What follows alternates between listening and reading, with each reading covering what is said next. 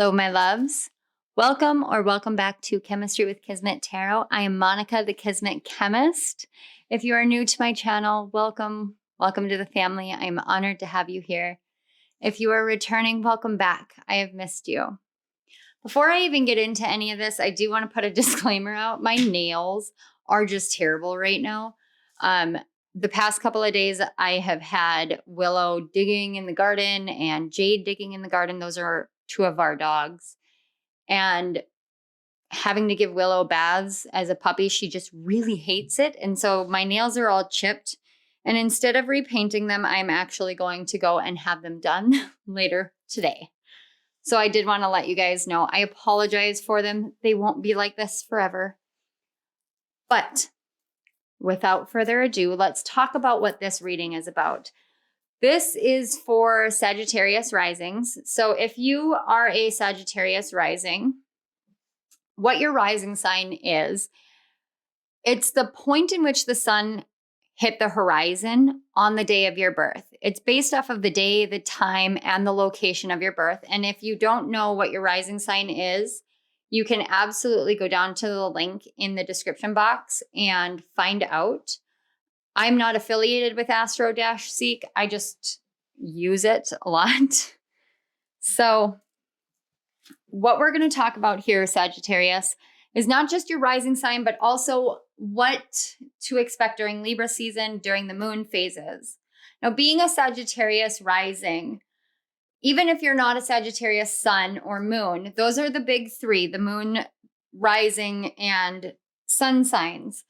Even if you're not a Sagittarius, say sun or moon, when you have the Sagittarius rising, that is the truest essence of your soul when it reaches the earth. At the point in which you were born, that is the embodiment of your truest essence. Sagittarius is known, it's kind of known for being the one that wants to travel and experience everything and all of that. And that is a feature or a quality of Sagittarius. But when I was working through Chiron's retrograde guidebook for 2022, it was Chiron's discovery chart that really helped me understand the nature of Sagittarius energy. Chiron itself helped me understand the nature of Sagittarius energy. Sagittarius is represented by the centaur. And there are two schools of thought in which Centaurus is representing Chiron and Sagittarius represents all the other centaurs. But to me, because Chiron was discovered while the ascendant was in Sagittarius, that is the energy of that constellation and that sign, which means that you are naturally born healers. But it's not being a natural born healer in the essence of it being an easy thing for you. Chiron is kind of the energy that you guys carry, which means that you have to endure a lot. And that's why Sagittarius is seen as kind of flighty at times, or as though you're going to go and go and go no matter what it takes and you're never going to stop. It's because you know that there's something more for you. When I was tapping into your energy and preparing for your energy, I actually had to take almost an entire night of sleep. And when I say an entire night, I mean like 12 hours or so of sleep in order to really get fully rested to be able to tap into your energy. Yet throughout that sleep, I was woken up repeatedly with messages for you guys. I got songs, TV shows, visions, so many things, but also a huge, huge emphasis on a specific chakra. Before we get into the moon phases, the piles, what areas of your life, I want you to tap into this energy. And my ears are ringing incredibly high, so I know that your guides are here. I can feel them so strongly. And I want to let you guys know, especially you Sagittarius, there is this huge feeling that I have with you all where you genuinely need to know right now in this moment that you are seen, that you are heard, that you matter, and that everything that you have gone through is not for nothing. It has a reason, it has a purpose. And I feel so incredibly, overwhelmingly that is something that spirit and your guides brought you here so that you could hear. The first song that I channeled was Stand Tall by the Dirty Heads. And the lyrics were, stand tall, it gets a little better. I see the wall and we can break it down together. That is so powerful because you're the archer of the zodiac. You will take aim and you will hit the target no matter what is in the way. You'll obliterate obstacles. But you do this for other people so easily. You set that precedent for other people. And sometimes you don't see that you're doing this for yourself as well. Because it feels like you can do this for other people all you want. But when you try and do it for yourself, it doesn't work quite the same. But it doesn't work quite the same because you're not the same as other people. And when you understand how not the same you are and how unique you are and how wanted you truly are in this world and from spirit and from your guides, but within your connections in your community and your life, when you see that, then you'll understand that those obstacles, they're just there for you to realize that you can take aim for your own life and really push through that, because you have done this for so many other people that now is the time to do it for yourself. The other song that I got was 7 Years by Lucas Graham. And that song talks about the journey of someone's life and how he hits all this huge fame and fortune, how his story is heard, and all the things that he heard from his parents, it really conditioned his belief systems about connections and friendships and relationships and working life, because he grew up with nothing, and how he had to walk away from certain friends and how apologetic he was, but also about how when he gets to be the age that his father was when his father passed, he genuinely hopes that he is not left alone, that he has children of his own to rely on, that he has that understanding and that knowing that he has passed on his lessons and his wisdom to another generation who will take that and love him through it. And I don't know Lucas Graham's backstory or the backstory of this song, but when I hear it, I always see myself in his position. I see myself in all the roles in which he's played, and I think about the way that it really impacts. The other things that I was getting was Grey's Anatomy and ER, a lot of doctors, a lot of hospitals. And that to me speaks again to that healing energy that you guys carry. And sometimes a healer needs a healer. And that was a lesson that I personally had to learn the hard way, because I am a Reiki grandmaster and I am a healer by nature, but sometimes I need help from other people. I actually asked my husband recently to learn how to read energy so that he could help me understand as I'm working with all this collective energy. So he could help me understand when there was a shift that I needed to make if I wasn't able to see it. Asking for help in that manner is very, very difficult for me. And that goes directly to where my Sagittarius placement is in my chart, because I feel like I have felt in a lot of ways that I can't share my expansiveness in the same ways because other people don't understand it. And that comes from the core wound of Sagittarius. Sagittarius has this core wound of abandonment. That's your number one wound, is abandonment. You're afraid that to be loved means to be left behind.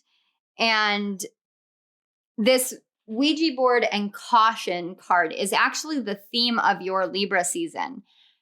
And I really sat with this and said, Spirit, why is this the energy. What is this energy about?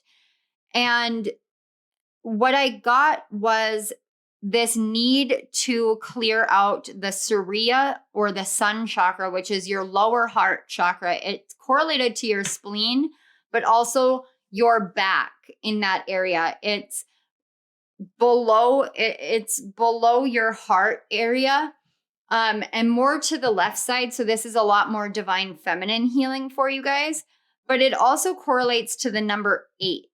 So I actually had this conversation with my mom this morning because she needs this kind of energy as well. Getting sunlight onto your abdomen will help to take that energy from the sun and really transform it in your entire body. The number 8 is the number of infinity. It's the number of beginnings and endings, the number of moving forward from the things that have happened in the past. And it's the number of stability and financial success. And it's not the easiest number, but it is the most, I want to say beneficial, but I also heard the word lucrative, but neither one of those quite fit. Because every time I think of it, I think more of Uranus energy and like the Fool energy. So it's kind of like if you're going to be using 8s or you're seeing repeating 8s, this is a sign for you to clear out this lower heart chakra because your abundance really matters. And the more cautious and worried you are, the harder it is to get in. Now, when I asked about this Ouija board and the caution energy and how this is really playing in, number one, some of you may be having clairvoyant visions. You may be hearing clairaudiently, and especially spirits or having mediumship open up. That was a really, really huge energy. The visions I was getting, the messages I was receiving with your pile in particular was very overpowering. And one of the number one messages I got about the Ouija board caution said, "What more do I have for you to take?" And when I heard that, it was this anguish, this like, how much more is going to be taken from me? How much more can I endure? How much more can I lose and still maintain myself and still be myself and still know myself? And that with that message came the vision of Paulo Coelho's book, The Alchemist. Now, this is my absolute favorite book in all books. As much as I love Harry Potter, it's my favorite children's book. The Alchemist is the one book that I will go back to and I'll read. I'll read it just about every year and I get something new. I learn something new. I grow more every time I read it. That to me is the mark and the testament of a truly, truly spiritual novel. This book talks about hearing the wisdom of the universe. It talks about the understanding that you can lose everything and gain it all. In the end, that the journey is worth every step. And it doesn't matter where the journey leads you to because it can lead you anywhere. It's about experiencing the journey and the lessons that you learn on the way and the people that you meet and the ways in which you grow. And Sagittarius, you're the journeyer. You're the one that wants to journey into other things or other places. And it doesn't have to be a physical journeying. A lot of the time, that's how the interpretation is, but it's not always about that. Sometimes it's about journeying into yourself. Sometimes it's about journeying into a new belief system or a new way of operating within yourself and within the world. I mentioned Chiron's retrograde guidebook, and that's because that energy is so strong with you guys, which means that there are a lot of mother or divine feminine wounds that are incredibly dominant, incredibly prominent for you. This is nurturing energy, and whether or not you were nurtured as a child, how you feel about whether or not you were nurtured as a child, and how it has impacted your ability to continue to nurture yourself and your belief in you being worthy of being nurtured. I don't want to go too much into Chiron because I could talk about Chiron and Chiron's book and retrograde and the lessons of a Chiron for probably days on end. I deeply, deeply appreciate the energy of Chiron, which means that I deeply appreciate your energy, Sagittarius. So one other thing that came through was something about architecture. And it was like building and constructing things, but it felt a lot like whatever is being built and constructed for you guys throughout Libra season is taking it from the planning phase into the action phase. So I did want to let you guys know that that was something that I picked up. How this reading is going to work is we've got 4 piles. The first one is based off of your career, and that correlates to the new moon in Libra and your 11th house, which happens on September 25th. The second one is October 2nd, and the first moon in Capricorn with the second house, and that is focused on yourself. The third is the full moon in Aries, which happens in your 5th house, which is on October 9th, and it focuses on romance and love. And then we have October 17th with the third quarter moon in Cancer with the 8th house, and that is focused on your spirituality. Now, today is actually the first day of Mabon, or rather today is Mabon. And Mabon and Ostara are actually the sabbats that inspired this reading. Even though it's for Libra season is ushered in by Mabon in the Northern Hemisphere and Ostara in the Southern Hemisphere. This season, and I'm going to focus on Mabon first. Mabon is the second harvest festival after Lammas or Lugnasad, and it is celebrating the reaping of what has been sown. It is the harvesting of the crops. And today was the first frost where I live. And that means that today signaled the time in which it is ready. The cornfields are ready to be harvested because you have to wait for the first frost to harvest corn and sunflowers from what I know of farming. I could be wrong, but I'm pretty sure this is what I've been told for my entire life. So today was the first frost, which means that it was the truest essence of harvest today in my area. Harvest is about reaping what you have sown. It's about knowing that the plants that you, or the seeds that you have planted and have lovingly tended to, have now come to flourish, and you can be open and receptive to receiving what has flourished in growth. Hi, what you doing? What you doing, little Minnie? Willow? Sorry, guys. I'm going to ask you guys to give me just a minute.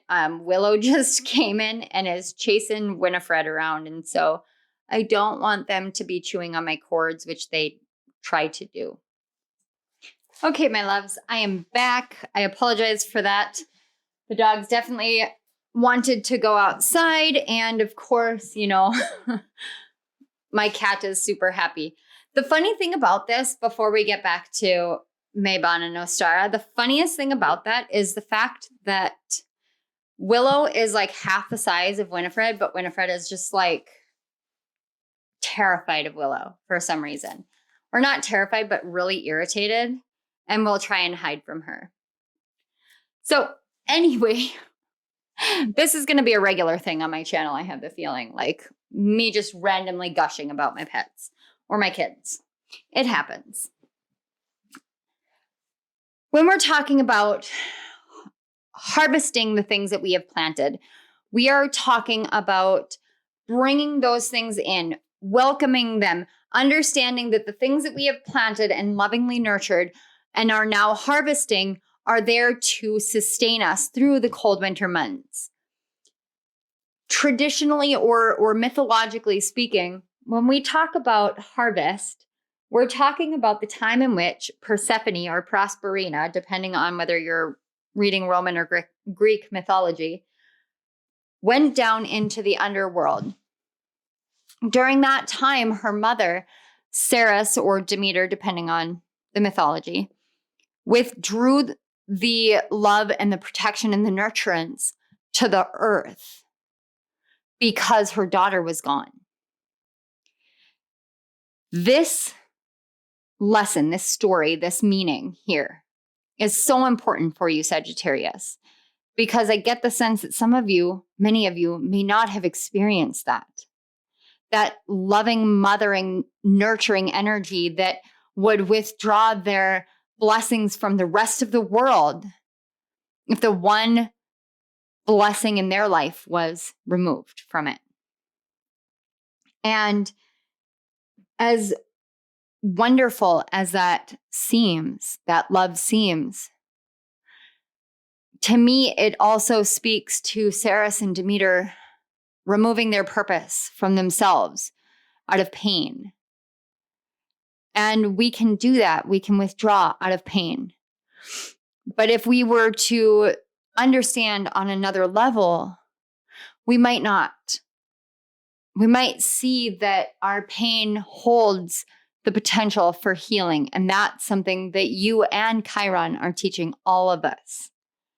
Now, when we talk about Ostara is when Proserpina or Persephone came back into the physical world from the underworld. Because the Greeks didn't understand the nature of the world and the way that it worked, they didn't understand that there are cycles and seasons to all things, including the earth, and that there are two sides of everything, including the earth. So there's a northern and a southern hemisphere. They didn't know that because they had not experienced that southern drifting. They were where they were. I actually think I would have to look at a map, but I'm pretty sure they were close to the equator. So they sat kind of directly in the middle. But when the US or Canada or the UK even are going through fall, South Africa, Australia, Peru, they're all going through spring season.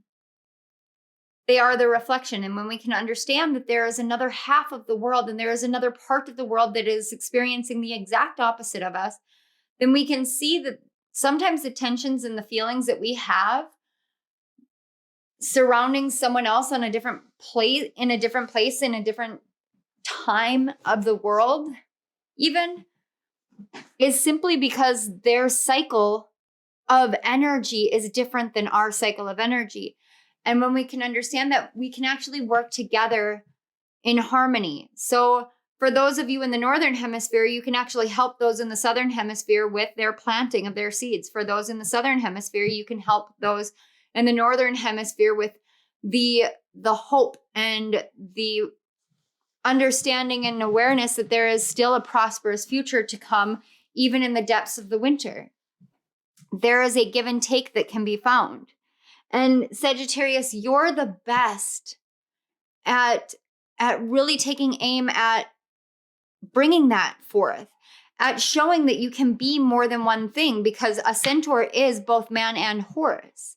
It is man and beast. It's the essence of the mythology that ties you to the strength card, but it combines the two figures on the strength card into one. You are both.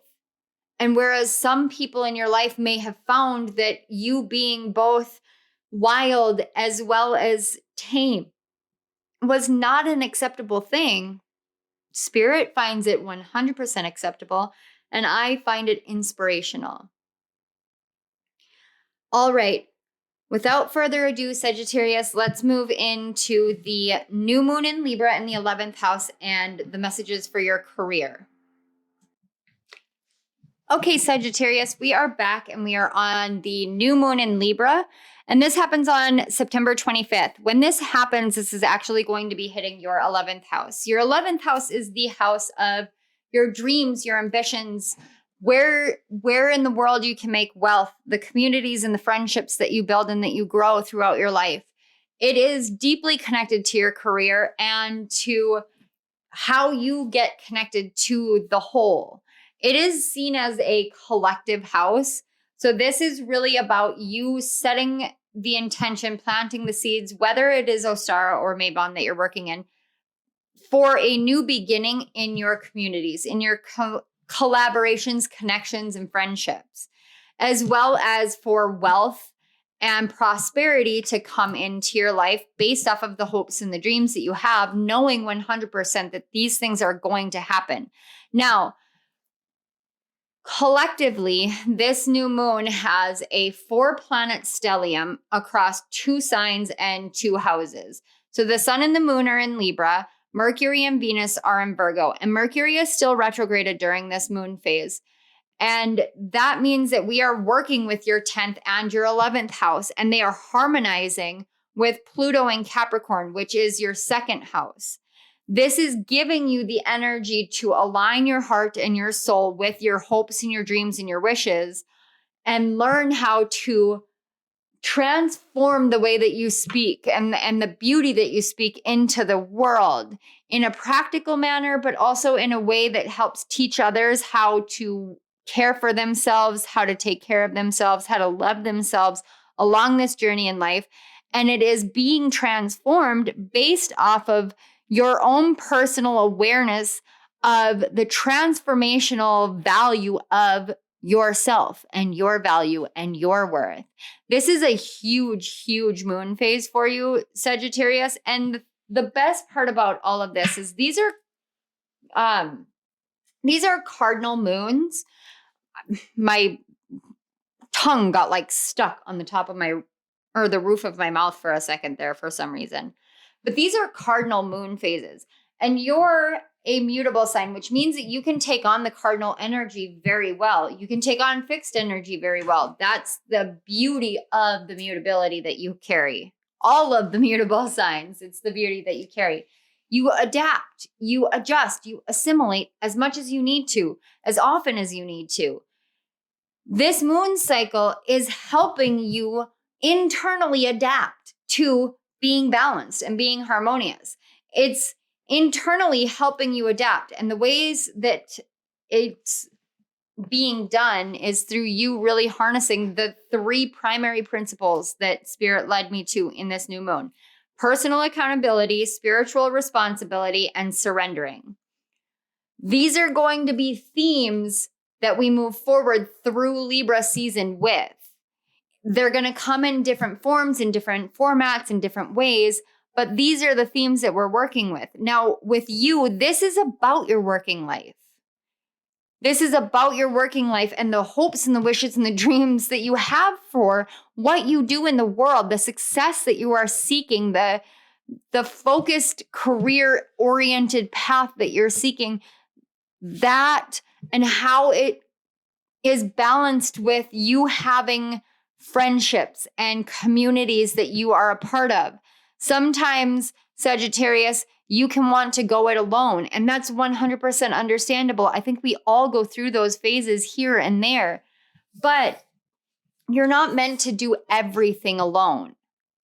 Sometimes it's about realizing that you do have all of these friends and this community ready to back you, ready to support you if you so choose. I'm actually hearing some of you may want to be or may be content creators. Sorry, my ring is bugging me today. You may want to be or are content creators, and you just have this kind of hesitance because not a lot of people talk about Sagittarius rising energy, but it's kind of like, if there was ever a market to corner, the market that you want to corner is the market that is meant for you to corner. I don't know if that makes sense. I'm hoping that it does. That's just the message that came through. I don't get it, but it's not a message for me. All right, Sagittarius, let's find out what specifically outside of this internal rebalancing that the collective is going to be feeling is going to be rebalanced for you, or what Spirit is calling for you to be aware of during this new moon phase. So we have Ogum and Nature. That's so funny. I actually, before I did your reading, I felt so called to go out into nature and to do a nature walk. And I literally sat and touched a tree that had bark that had fallen off. And I just touched the inside of the tree. And it is so reminiscent of this card, and I have not seen these cards yet. So that is deeply synchronistic. Wow. Then we have 44, divine presence, the force of love and creation. Move these down just a little bit. Full moon in Aries, cool your emotions. Oh, we are getting ahead of the game because that actually is the romance pile. Then we have 14, friendship, support, fun, unity, and play. Oh my gosh, that's exactly what we were saying. We were talking about friendships. And then this is the Elqui deck, and it is the She Who deck.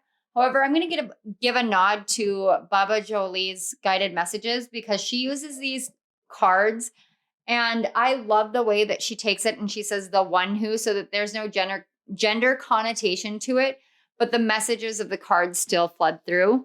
And so I'm going to use her as the inspiration and actually adopt that same method. But I did want to give her credit first because she did it first. And so this is not my idea, it's hers. And if you haven't checked her out, go check her out. She's amazing.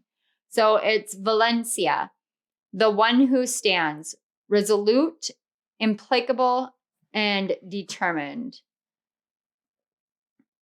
All right, we're almost done here. I'm going to get the tarot cards. So we have the 10 of Pentacles,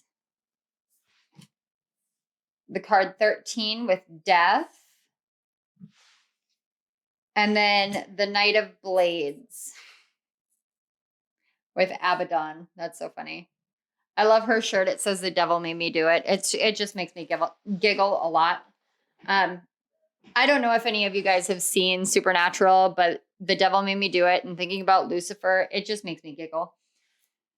All right. So first of all, this Ogum and nature and then divine presence.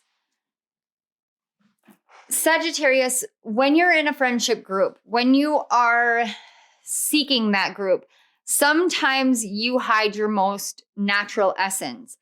And it's because you feel like if you were to show who you really are, how determined you are, how true you are to yourself, if you were to stand really tall and really proud in who you are, then you're not entirely sure that your community would support you the way that you are meant to be supported. Spirit is saying that there is a community for you that wants to embrace your actual genuine nature. And it's time for you to realize that when you choose to not be quite so fiery and running away, that's when your friendship and your community can come in. Now, because this is about your career, I am seeing, okay, thank you, Spirit. Okay, that makes a lot more sense. We can still read it the other way, but I want you guys to know that the energy flows a lot easier because with this, the devil made me do it. And the fact that her throat is actually cut here, we're looking at Abaddon. She was like one of the knights of hell. Okay. And in order to stop her or to prevent her from creating chaos and mayhem, they actually had to lock her down using bullets that had devil's traps in them, essentially, to keep her in her body, to keep her from jumping from body to body so that, you know, she could keep doing all the mayhem and destruction. When we think about the Knight of Blades, we're talking about somebody who is quick, fast, and in a hurry with messages. This is a mental energy that is just like constantly go, go, go. But I keep getting brought back to this, the devil made me do it. If you have grown up in this place in which there are people who have been blaming you for a lot of things, it can make it very hard for you to feel as though you could ever be successful in the outside world. Because what if you get blamed for this?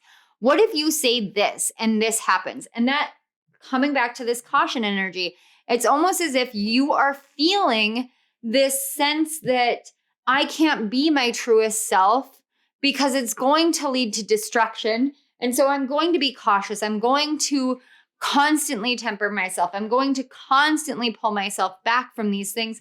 And Spirit is saying that this new moon is bringing you into an internal balance if you allow it to, so that you don't have to stand there and fight your own natural urges, your own nature.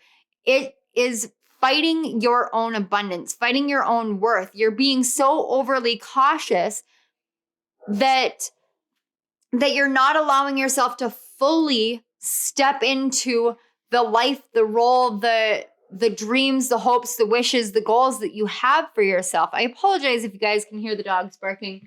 There is the neighbor's dog is like across the alley, and they're just chatting back and forth.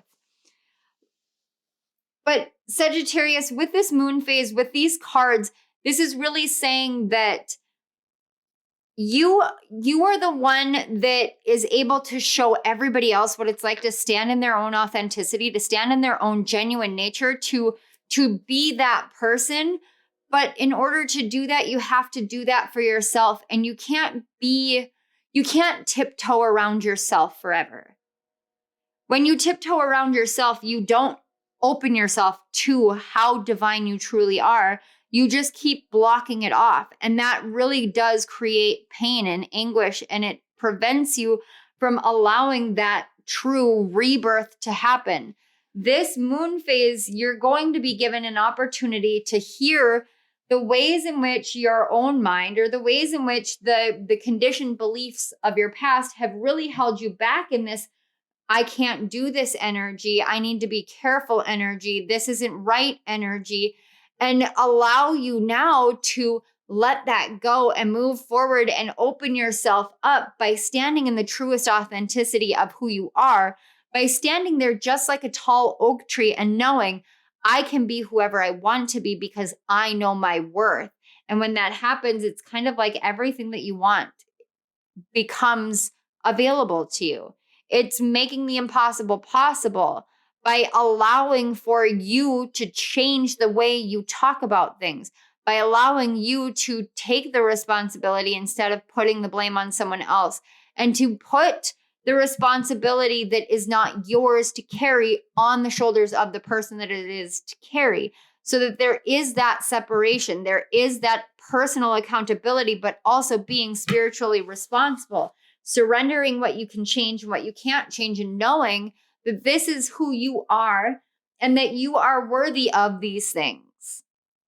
All right, so let's shift into the first quarter moon in Capricorn and your second house. Hi, Sagittarius, I'm back. And look, I took a really long break in between, and I went and got my nails finished. So I was able to get in this morning, so I wanted to make sure that I got that handled right away. Anyway, so we are moving on to the first quarter moon in Capricorn. This is hitting your second house, and this is all about you, your value, your worth. The second house is one of those value houses, money houses. It's usually ruled by Taurus, or traditionally ruled by Taurus. But in this case, because Capricorn is your second house, this is about how disciplined you are in your life and how you actually tie your level of self-discipline to your sense of value and worth. And for a mutable sign, and especially a mutable sign such as yourself, Sagittarius, this can actually create an illusion of low self-esteem and low self-worth. And I don't want to say that low self-esteem and low self-worth are illusions. I'm saying that the illusion is that it is low for you, because you are very worthy and you are very valuable. And that's something that can be difficult to remember. So with this first quarter moon in Capricorn, collectively, this is a moon phase to help us initiate new emotional responses in our lives. For you, it's new emotional responses surrounding your sense of value and worth, depending on how free you allow yourself to be in terms of what you do in the world, what your gifts are, and what you believe about your possessions and the things that you have around you, but also the things that you've inherited from your family, from your ancestry. and just in the world in general. Some of this is more about the greater value of everything and how you attribute your own value to the greater whole.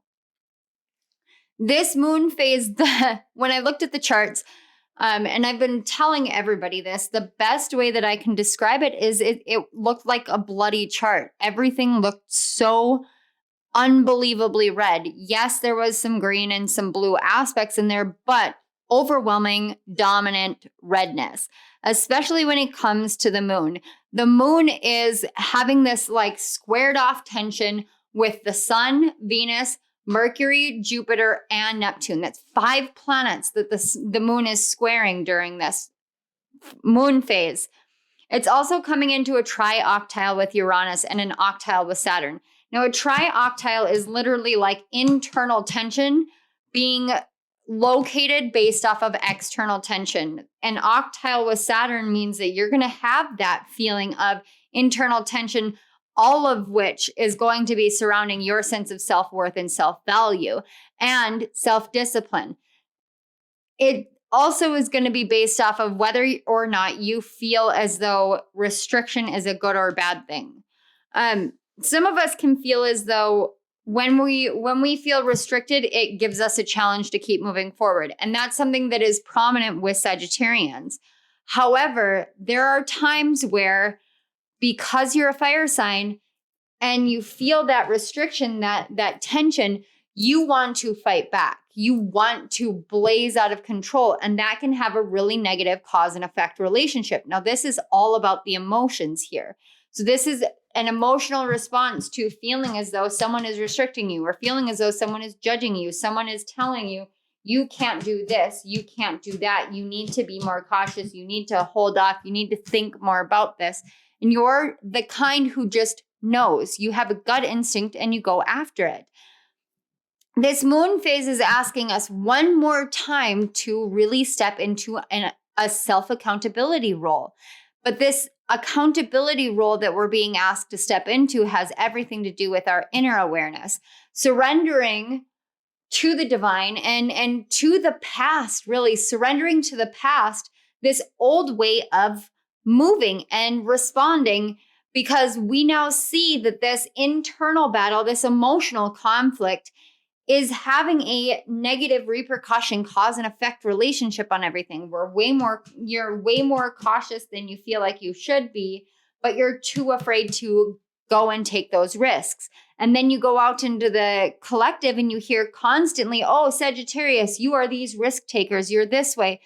And at the same time, you are carrying this constant battle internally of, I need to be cautious and I need to be aware and I need to do this and I need to do that. And these structured, conditioned beliefs that keep you relegated are really eating away at you. Now, the best part about this moon phase is we've got Black Moon Lilith, which is essentially the shadow of the moon, sitting out of bounds and at the anaretic or the 29th degree of Cancer. As this moon sits there in your 8th house of life, death, rebirth, reevaluation, this moon phase, this Black Moon Lilith sitting there interacting with it, is going to tell you, if you initiate a new emotional response, this is the magic that you're going to experience. And the magic is a release from those ancestral and generational patterns of subjugation. Though that feeling that you are being restricted and the restriction causing you to feel as though your sense of self-worth and value are low. It's a tumble down effect that is being relieved here with this moon phase by you taking directed action at, I recognize that this is an emotional trigger and I'm not going to allow this emotional trigger to have an impact anymore. So I'm going to react this way. Now, the other way that there is a kind of golden ticket energy to this moon phase is through Mercury. Mercury is stationing to go direct, which means that Mercury's energy is the most dominant energy in the skies. And you'll find plenty of astrologers who disagree with me. This is how I have experienced planetary retrogrades, and those are kind of my astrological specialty here. So when a planet is stationary, like Mercury is today. That means that that planet's energy is hyper-focused. You think about Honey, I Shrunk the Kids, and they've got the magnifying glass, and you can use the magnifying glass for the sun to come through and then direct the sunlight until it's like a laser beam. That's what a stationary planet is to us. It's this directed focus on us. So as this is focusing on us so strongly, Mercury is also harmonizing with Uranus and Taurus and Pluto and Capricorn. This is your second, your sixth, and your 10th houses all being interacted here. With these houses being active, this is communication, transformation, innovation, creativity, all of which are being fueled from the divine. And it's coming down into the world and into the collective in a much more rooted manner. Now, for the most part, for most people, it's ways in which Mother Nature is going to start communicating differently. For you, Sagittarius, I actually see it like, strangely enough, it's like vehicles. This is going to sound really, really unusual, but the visual that I was just given is somebody standing next to a highway and they're hearing the wheels of like a semi or an 18-wheeler and the wheels of a car, and they're able to pick up the energy of the people inside the vehicles based off of the sound that the wheels make on the pavement. And now that is a really interesting energy reading style, but it's finding ways in which you relate to the world, to the physical world, and hearing the divine through those ways. So for instance, for me, when I watch TV or when I read books, when I listen to music, a lot of the time I'm going to learn a spiritual lesson from it. It won't always be that way, but a lot of the time when I feel like there's a message that I'm just not picking up, and I don't want to pull cards for myself, or I'm not energetically aligned to sit down and say channel and write and anything like that for myself, I know that if I turn on a TV show or a movie or read a book, that whatever message it is that's trying to come in will find its way to me in that form. I also am the person that wakes up and has a song in my head for a very long time. Like, for instance, I've had, for me personally, not for you guys, but for me personally, I've had Lizzo's About Damn Time stuck in my head for a very long time. And it did correlate to collective energy. But it's stuff like that where you're learning how to have this communication in a different way, in a way that speaks directly to you, in a very unique, direct to you way. Now, Sagittarius, you guys really run the gamut of gifts. And remember that I did pick up clairvoyance and clairaudience before. So these are two gifts that during this moon phase may feel very triggered. And you're going to have to ask yourself, how did I respond before to these moments? And how am I going to respond now? Are you going to feel fear, or are you going to make a decision that is right for you based off of your own energy? It's these kind of challenges that you're going to feel during this moon phase. And it's all about what actions you take that change the game. Are you going to be hesitant and overly cautious because you don't trust yourself? Or are you going to say, okay, I'm going to take a risk because I do trust myself and I do trust the divine and I know the divine is here to help me? It is based off of how you are feeling and where you're at. So let's take a look at your cards. We have the I Ching and change. Like I said, changing. The card 9 with the healing heart, love, acceptance, and romance. First quarter moon in Cancer, push through any insecurity. The card 12, touching earth and planting something new.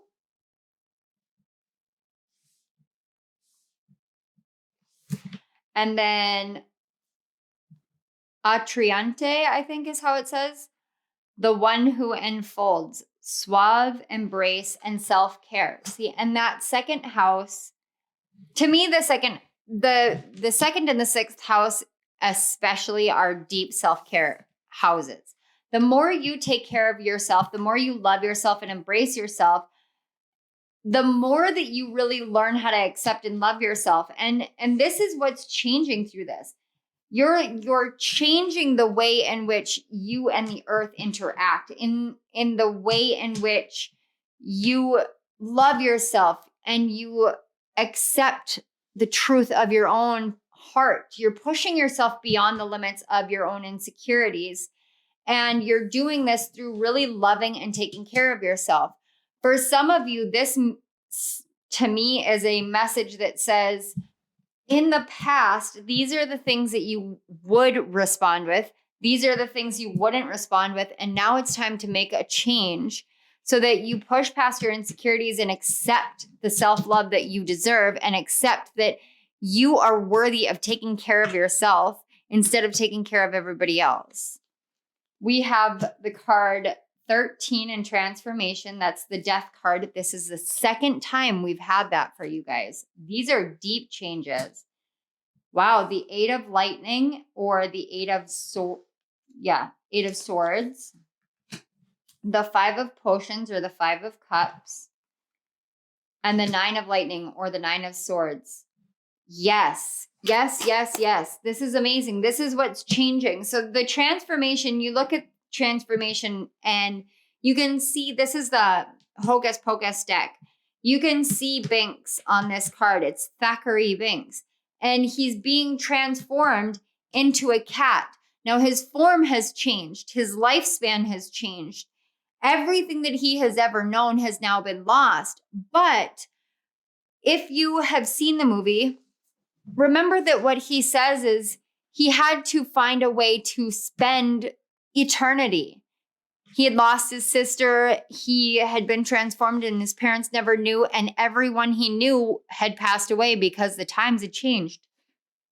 So he dedicated himself to protecting others from the witches. He dedicated himself through this hardship, this transformation, this pain that he had to endure, all the losses, and him changing form. He dedicated himself and the rest of his life, and that's eternity, to helping others. So this is saying, in terms of you, dedicate yourself to changing this perspective, that the perspective that to be in a state of sadness and loss and despair and anxiety is to lock yourself down. Because in reality, when you lock yourself down in place, when you lock yourself down mentally, especially with this insecurity, and when you're overly cautious and you don't allow yourself to really step into your truest energy, your truest nature, it's in those moments that you lock yourself in. You really restrict yourself. And so this swath card actually becomes like a constriction. It makes it so that you feel like you can't move, you can't be yourself, and it actually fuels the negative mindset. So this new moon, or this first quarter moon phase rather, is asking you to consider transforming that mindset. And the reason why I say consider it is because everybody has the choice. I can't force you to do it. No one can. But you can choose to touch something, plant something new, bring something new into your life, allowing this change to occur so that you don't live in this state of overly cautious. If I do this, then this will happen, and trying to hyper evaluate and hyper assess everything, because then you're never going to get where you're trying to get. You lock yourself down. This moon phase is the perfect one to transform everything that has been plaguing your mind and making you feel as though you don't have enough or you never will be enough, because you already inherently are more than enough, because you're here, because you're whole, because you have a healing, healthy heart, and your heart is a healing heart out in the world for others. All you have to do is trust yourself. And I know that sounds easier said than done. I really do. But that's really what's called for here. Okay, let's switch over to the October 9th full moon in Aries, your 5th house, and romance. Hello, Sagittarius. We are back, and we are focusing on October 9th and the full moon in Aries. This is falling in your 5th house, and that is the house of romance. It's seen as the house of short-term romance, but the reason for that really is because when you're growing up, romance can become kind of like an illusion, like a fairy tale. And it doesn't mean it's a bad thing. It just means that there's a time and a place in which you have to learn what the reality of love really is. And if you learn at too young of an age that love is something to be careful of, to be cautious of, so to speak, then you learn that you can't give yourself fully. So this full moon in Aries is a very potent, very powerful one. It's one that is giving us the fuel for our own personal healing, our own soul healing, and helping us understand that when we take the right actions in our lives, it truly does lead to the right results in our lives. So anything that we do that comes from the heart ends up having the right kind of results. It's a cause and effect relationship. Now we are also dealing with or experiencing creative innovation of self-expression. Sorry guys, my kids just came in. I was letting them know that I was recording. Creative innovation of self-expression, which actually brings out harmony into our lives when we allow that to be the case. Soul level deep healing of our emotions and self and our spirit, our essence here in the world, that is what is up for the taking, up for the grabbing. So normally in moon phases, you would consider manifesting on the new moon and releasing on the full moon. But in this case, this full moon has such strong Phoenix rising energy that it is really a great moon to do both releasing and manifesting. It's kind of like the essence of releasing with the intention of manifesting something different. So this is, again, right actions leading to the right results. A couple of the suggested methods that Spirit came through for the collective on this is shamanic fire meditations, which you can find on YouTube, as well as violet flame purifications. Violet flame purifications, you can call in Archangel Zadkiel, and he is amazing for helping with the violet flame and really helping you cleanse and purify using that spiritual violet flame. And Archangel Zadkiel is the angel of forgiveness, self-forgiveness, compassion, mercy, grace, and blessings. All of this moon phase in the healing really focuses on the transformational power of finding harmonic balance through heart-based communication, through speaking and moving from the heart. So this is all about your self-expression. It's your 5th house. It's your house of creativity, your house of fun, pleasure, activity, all of these things. We can really truly have an issue with pleasure and with enjoying ourselves and enjoying ourselves in relationships when we feel as though there is no such thing as unconditional love. This moon phase is really helping us to heal the soul by opening ourselves up to the beauty of unconditional love. When you open yourself up to that, to the truth that unconditional love is actually a thing, is actually out there in the world, and is actually our most natural state, when you open yourself up to that completely, that is when you realize that all love is something that when you can engage in it, it is meant to bring you pleasure. It's meant to be enjoyable. It's not meant to harm you. It's not meant to hurt you. It's not meant to be something that you're fearful of. Love is meant to open you up. So let's get the messages that Spirit has for you for the full moon in Aries. We have the card 4 with Bag of Marbles. The card 15, Archangel Haniel with joy, blessings, and intuition. The new moon in Cancer with relax. There was someone else who got this card. There was another sign and I can't remember who it was. Definitive. I can't remember for certain, but there was another sign that got this relax. It might have been Aries for this moon phase. We have the card 37, Divine Mother, nurturing, compassion, and grace.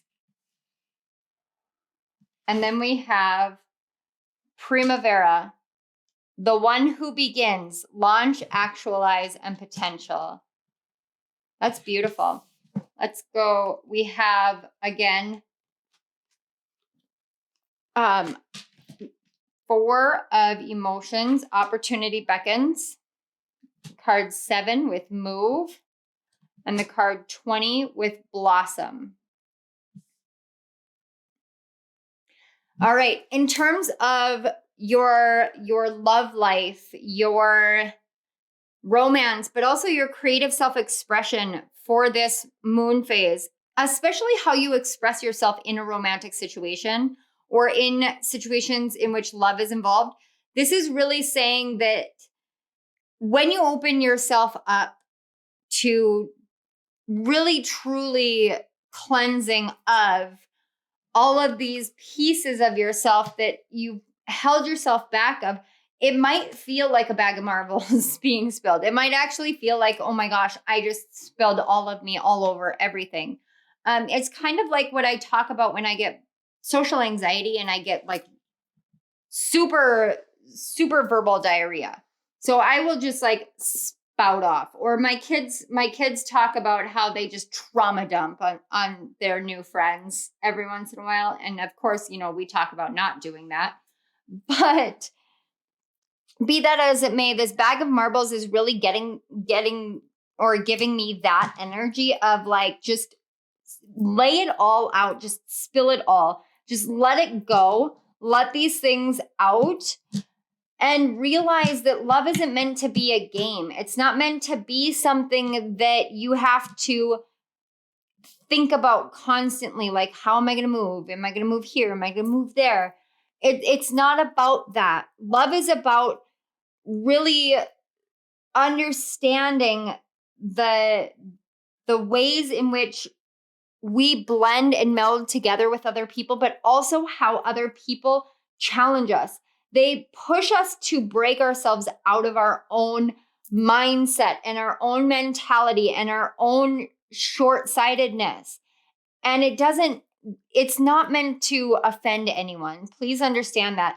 It's the fact that when we come into a true blue relationship that is the right relationship for us, and I know we're talking about your 5th house, but it's kind of like right now, Sagittarius, I feel very strongly as though you need to believe in love again. And in order to believe in love again, you have to believe in the essence of love. In order to believe in the essence of love, you have to believe in the essence that you hold within yourself, your own divine grace, your own divine compassion. You have to believe that you can have this love in your life. Now, I mentioned at the very beginning that you guys may be going through a lot of mother wounds. And so you may have a lot of preconceived notions about how love is based off of your mother or your grandmother or your father, if your father carried divine feminine energy. But this is more along the lines of maybe it's time for you to step out of the constructs that have been there surrounding, even if it's your mother in this life or your mother's family line in this life, whatever it is. It's time for you to step out of the constructs of these moments, these things, these other people, and realize that right here with this moon phase, there is a chance for you to relax into openness, relax into grace, relax into your intuition and your blessings, and know that no matter what happens, there is a world of opportunity, a world filled with love ready and waiting for you. And when you move from the heart, you will see so many things begin to blossom. And that is, again, this right action leads to the right results. This moon phase, this full moon in Aries, is really a potent and a powerful moon that is saying, if you are willing, you can relax into this new beginning, this new start, this new launch forward of actual love, of love that holds the potential to be the greatest love ever. But it depends on you. It depends on you, Sagittarius. Will you hold yourself back in fear and anxiety, or will you be that archer that is strong and firm and true and pull the arrow back and release it, knowing that it will hit the target of love just like Cupid? The choice is yours. All right, let's switch into October 17th and the third quarter moon in Cancer. Okay, Sagittarius, we are back and we are on now October 17th and the third quarter moon in Cancer. This is your 8th house. This is the house that I said was spirituality focused, and that is what the message is for. However, this is the house of sex, death, rebirth, taxes. It's pretty much the house that everybody says is the house that the house of, the only guarantees in life. It's sex, death, and taxes. I made that joke with my husband one night. I was like, well, the 8th house is the house of the guarantees in life. And I said, it's sex, death, and taxes. And he goes, sex isn't guaranteed. And I was like, yeah, but it kind of is. And he goes, that's just because you're a woman. And I said, no, but yeah. So I hope that made you guys laugh. It's not meant to be like gender stereotyped. It's just a joke. But this third quarter moon in Cancer is helping us learn how to do stuff like that. It's because we're working with the 8th house, we are deep in the mysteries. We are deep in the occult. You got to think of Scorpio energy. Scorpionic energy loves the murky darkness of the water. And Scorpios will go to the murky depths of the water. So this moon phase is very similar to that for you. So we are experiencing collectively harmony in the soul between the moon, Jupiter, and Neptune. And this is inner expansion of the self, of self-compassion, of our psychic gifts, of our spiritual gifts, clairaudience, clairvoyance, clairsentience, clairgustance. Yeah, clairgustance. Some of you might actually be experiencing clairgustance, which is clear smelling. But this harmony that we're feeling within our soul about our gifts, our true nature, our spiritual nature. It is giving us this moment of ease internally, a moment of ease in accepting oneself, accepting our own uniqueness, accepting our own true essence, our true authenticity, our true individuation, not individualization. Sorry, guys.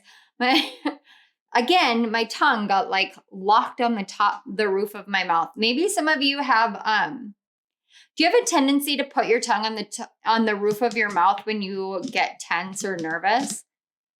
That could be something that you should be more mindful of, because that can really irritate your jaw and create a popping or knocking jaw from like having TMJ or TMD. And I am not a licensed professional, so please go see a medical professional if you are experiencing any of these symptoms. I am just speaking from personal experience because I do have temporomandibular disorder. Basically my jaw is just kind of screwed up because my anxiety caused me to lock my jaw so often. And I would actually do that. It actually used to boggle my mind when I would do meditations and I would hear, now put your tongue on the bottom of your mouth, because I'd be like, how did they know? So apparently this is a common thing. I was not aware of it, but if that's something that you guys are dealing with, this is just a gentle reminder from your guides and from spirit that it's okay to release and to relax, especially that jaw. But when we really allow ourselves to accept our own uniqueness, our own individuation, our own place within the whole while still accepting the whole of everything, when we do this, the tension that we've been feeling internally based off of this imbalanced focus that we always seem to have collectively on love, which isn't a heart-centered love. It's a love that is codependent. It is needy. It is wanty. It is, I have to have it in this way. When we can break the tension of being focused on that, it helps us to learn emotional undercurrents that are very subtle that we may not have caught before, which really do create illusions of the self versus union. And this is a true blue union, a union in harmony, a union in balance, a union in unconditional love that is, we believe isn't true, isn't possible. We believe that we lose ourselves to it. We lose the true authenticity of who we are to it. But that's all based on fallacies of subjugational structures that truly hold the divine feminine energy back from unifying with the divine masculine. And this can happen on a personal level, like internally, because we all have these energies, or it can happen within our relationships. Now, the key factor for this moon phase is that Spirit wants to talk to us. Spirit speaks, and Spirit is speaking through this moon phase. So communication from Spirit, intuition and psychic insights that are going to be physically felt. This has been something that has been an ongoing, repetitive theme. Every time I tap in, for you in particular, that's where this lower heart chakra, your spleen and your back. And it's not just going to be the left side of your back. It's going to hit the right side because I can literally feel it right now. And it might hurt. I don't want to scare you guys, but if you have this like extreme pain, first of all, please go see a doctor because having a back in spasm is not fun. And I'm telling you this because mine's in spasm. It's not fun. But if there's not a physical cause, if there's an energetic cause, this is the moon phase to ask yourself where you have this imbalance internally, where you have this imbalance of the true essence of who you are being shown forth and your belief in love, especially. And this is very, very specific to Sagittarius risings, like incredibly specific. But if you allow yourself to really surrender to this, to give it to Spirit, to say, teach me, show me, lead me, guide me through this, allow me to learn from you. This is where the scales become rebalanced with the heart chakra, the lower, the higher, and the center heart chakra. There is another level of this that is for the healing of the divine masculine, which in a huge way, like healing of the divine masculine is so needed in this world because there is so much toxic masculinity. But this right here, this moon phase, and moving forward from it, it's not just like, oh, it hits today, and if we don't do everything today. No, the energies are there. It's being presented to the collective. So today, all of what we're experiencing, doing, the messages we're receiving, everything is intended to heal the divine masculine in a huge way, in a much needed way. And it's through breaking the inner divine feminine free. We have already started that process back with the first quarter moon in Capricorn and Black Moon Lilith and being out of bounds and at the energetic degree. Now we have healing that can be found through fueling creative, inspirational solutions. And that is done through speaking, action-oriented speaking, communicative action. And that is courtesy of Mars and Gemini. Mars and Gemini is actually giving us the right words, the right inspiration, the pure motivation, and the elevation of awareness on a spiritual level collectively so that we can heal our divine masculine and our divine feminine, unifying them together and breaking them free of the chains that have held them back. And especially for you, Sagittarius, held you back in this I can't do this energy. So let's get your messages. We have dice and gambling. I love that.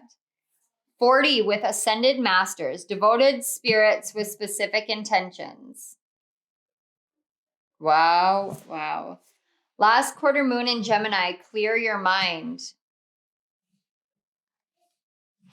52, hidden knowledge, Akashic records, silent understanding. And Eclat, the one who regrets, battle, victory, and bitterness. All right, and let's take a look at your cards. We have the 9 of air or the 9 of swords, the 3 of earth or the 3 of pentacles, and then the 8 of fire or the 8 of wands. Okay, Sagittarius, I'm going to lay it on you and be very clear. This moon phase, when you surrender to spirit, you're going to be seeing, you may see a lot of 4s, a lot of 3s. 444, 343, 333, 344, 434, anything of those, of that variety, be ready for those. The reason why I say that is because the ascended masters and the angels are kind of collaborating together is what I'm feeling. And they're here because something feels like a gamble for you. Something feels risky for you.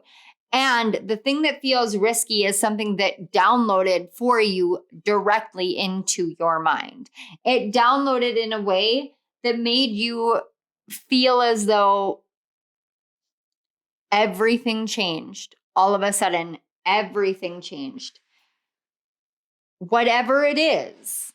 And I don't know because I'm not being shown. I'm just seeing that it is something, whatever it is. It's going to lead you on a journey. This journey is going to lead you into a battle. It will be a battle of the mind. It could be your mind. It could be like a battle of wits with somebody else. It could be a battle of the mind with a multitude of different beings is what I'm hearing.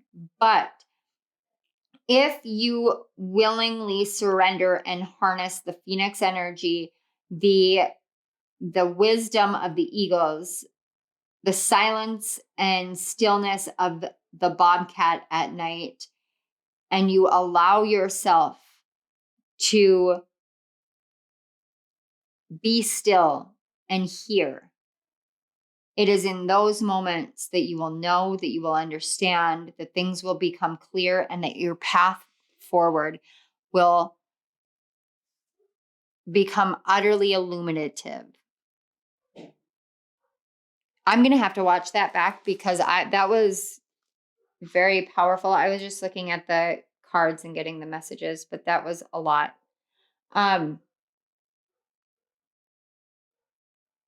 Be still.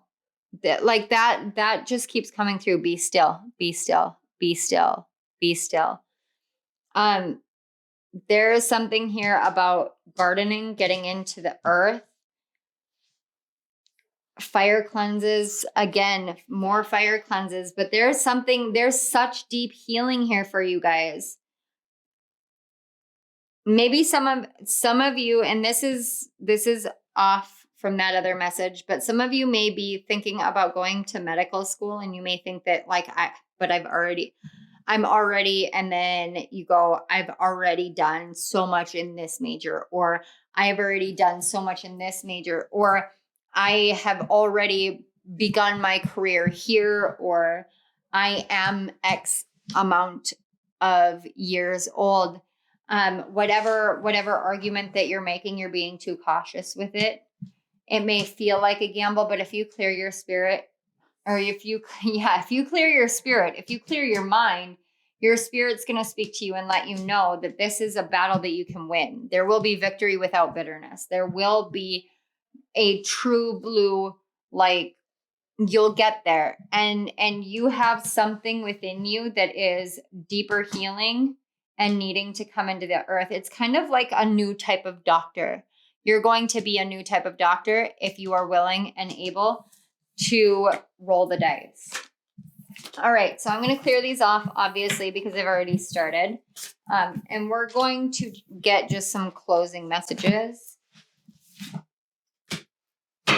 All right, Spirit, can we get closing messages for Sagittarius rising, These closing messages are intended to take you from where you're at now forward. Can we get one more closing message? Okay. We'll take both of those. Okay.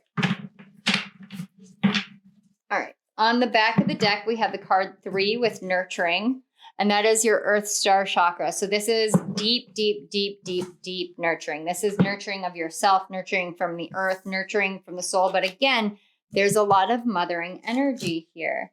So we've got the Lovers, 21, Wishbone affirmation, Flowers, fickle, and the card 5, butterfly. Oh, I see. Okay. Okay. So Spirit wants you to know that I'm hearing when you wish upon a star. Okay, so you can wish and wish and wish and wish for someone to come into your life. But if you're acting fickle, it won't come in. You can have as many affirmations as you want, but to really come to the table here, you have to believe in the wishes. You have to believe in it. Flowers have a natural cycle and they are beautiful, but even this, like I have aster here, and as beautiful as they are, you can see that they're starting to phase out of their natural cycle. I actually have like little pestils, and you can see the little pestils here.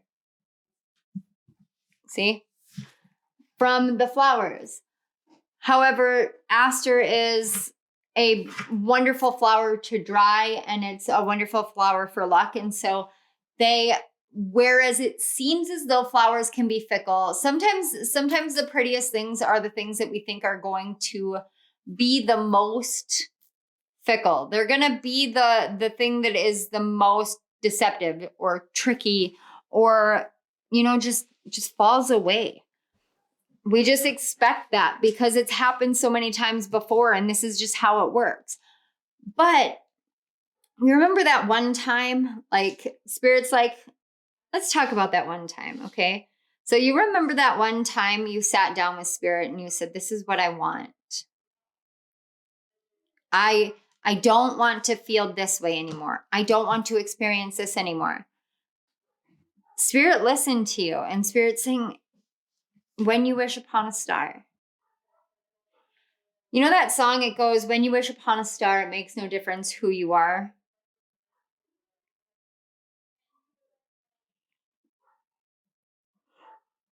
When you wish upon a star, all your dreams will come true.